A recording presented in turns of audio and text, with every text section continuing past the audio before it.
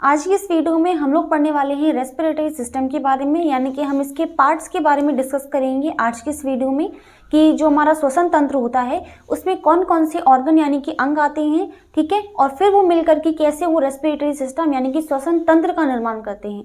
ठीक है, तो आज का हमारा टॉपिक है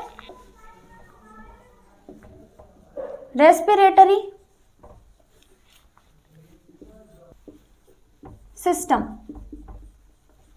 यानी कि श्वसन तंत्र। अब श्वसन तंत्र में क्या होता है कि जो भी ऑर्गन्स होंगे, हम लोग तो इतना तो जानते हैं कि जो सांस होती है ना, कि जो ब्रीदिंग का जो प्रोसेस होता है, अब देखो ब्रीदिंग में क्या था, सांस लेना और सांस छोड़ना, ये हमारा ब्रीदिंग यानी कि हमारा श्वासोच्छ्वास कहला रहा था।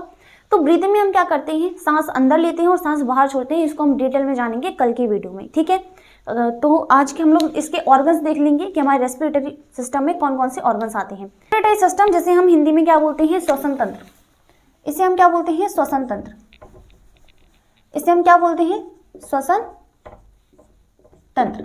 अब श्वसन तंत्र में हमारे कौन कौन से ऑर्गन्स आते हैं, ठीक है। यहाँ पर जो डायग्राम दिख रहा है वही हमारा क्या है, श्वसन तंत्र है, ये हमारा रेस्पिरेटरी सिस्टम है।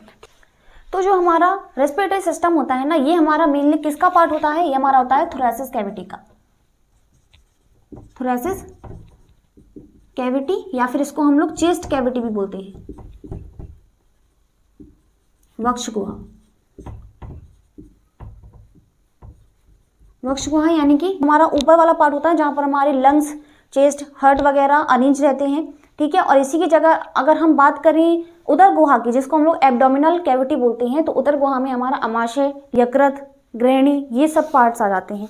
समझ में आई बात। तो ये दो अंतर होता है वक्ष गुहा में। तो वक्ष गुहा में ये हमारा जो रेस्पिरेटरी सिस्टम है ना, वो अरेंज रहता है, यानी कि लंग्स वगैरह, ठीक है, ट्रैकिया, तो ये चीजें ओके। अब इसके ऑर्गन्स देख लो कि कौन कौन से ऑर्गन्स यानी अंग जो है मिलकर के हमारा निर्माण करते हैं रेस्पिरेटरी सिस्टम का, यानी कि पूरा सिस्टम बनाते हैं, ठीक है। ऑर्गन्स की बात करें तो सबसे पहला हमारा जो पार्ट आता है वो हमारा क्या है, की नासिका, ठीक है, यानी कि नोज, ओके। इसके बाद हमारे आता है नासा छिद्र, सेकंड नंबर पे नासा छिद्र, जिसको हम बोलते हैं नॉस्ट्रिल्स, ठीक है। ये संख्या कितनी होती है, दो होती है, दो नॉस्ट्रिल्स होते हैं, उन्हीं के द्वारा जो है हमारा नासा मार्ग खुलता है ना।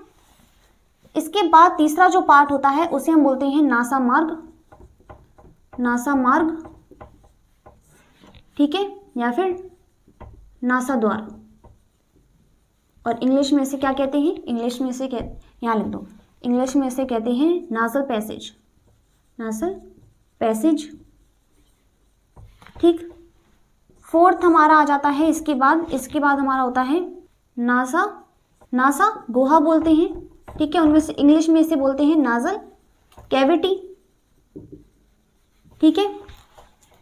देन इसके बाद हम लोग आ जाते हैं नेक्स्ट, क्या आती है, ग्रसनी आती है, ग्रसनी जिसे हम लोग फेरिंग्स बोलते हैं, फेरिंग्स, ठीक। फेरिंग्स के बाद आता है लैरिंग्स, ठीक है। इसके बाद क्या आता है, लैरिंग्स, या फिर जैसे हम लोग स्वरयंत्र बोलते, जैसे हम लोग क्या बोलते हैं, जैसे हम लोग बोलते हैं कंठ, क्या बोलते, तो कंठ को हम क्या बोलते हैं, लैरिंग्स बोलते हैं, लैरिंग्स, या फिर वॉइस बॉक्स, वॉइस बॉक्स। इसमें हमारा आ जाता है श्वास नली, श्वास नली, यानी कि इसको हम क्या बोलते हैं, ट्रैकिया, ट्रैकिया, ठीक है।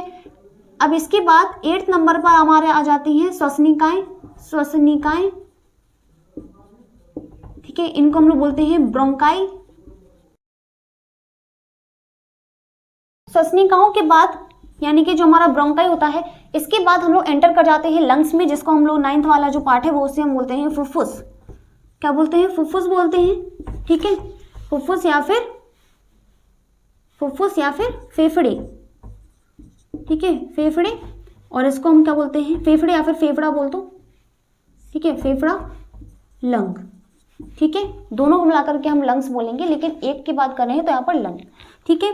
इसके बाद 10th में हमारा आ जाता है क्या, उपश्वसनिकाएं, उपश्वसनिकाएं। और उपश्वसनिकाएं क्या होती हैं, लंग्स के अंदर ये जो हमारी ब्रोंकाई होती है, जो हमारी ब्रोंकाई होती है ना, ये अलग अलग शाखाओं में विभाजित हो जाती है, जिसको लोग सेकेंडरी, टर्शरी ब्रोंकाई बोलते हैं, या फिर इसको हम ब्रोंकियोलिस बोलते हैं, ठीक है। तो उपश्वसनिकाएं निकल आती है, जिसको हम लोग इंग्लिश में बोलते हैं ब्रोंकियोलिस, ठीक है। अब ब्रोंकियोलिस के बाद यहाँ पर कूपिकाओं में कूपिकाएं या फिर एल्वुलाए, ओके, एल्वुलाए। इसके बाद जो ऑर्गन आता है वो हमारा क्या होगा, वो हमारे होते हैं डायफ्राम, ठीक है, जिसको हम क्या बोलते हैं, 12th वाला जो पार्ट है यहाँ पे दिख रहा है, ठीक है। तो के बाद 11 के बाद जो 12th वाला पार्ट है उसको हम क्या बोलते हैं, डायफ्राम बोलते हैं, डायफ्राम।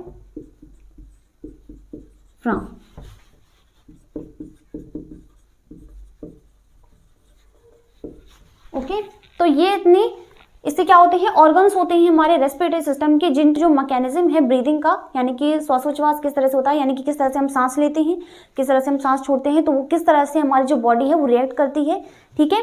इसके साथ ही साथ हम लोग ये देखेंगे कि जो हमारी ऑक्सीजन है वो किस तरह से हमारे एल्वुलाई तक जाती है, एल्वुलाई से हमारे ब्लड कैपिलरीज में जाती हैं, फिर वो किस तरह से सेल तक उसको ऑक्सीजन को पहुंचाती हैं, वहां से CO2 को वापस लेकर आती हैं। तो ये जो चीज़ें हैं ना, इनको हम लोग फिर बाद में समझेंगे। आज हम लोग इनके बारे में समझ लेते हैं, सारे ऑर्गन्स के बारे में, ठीक है।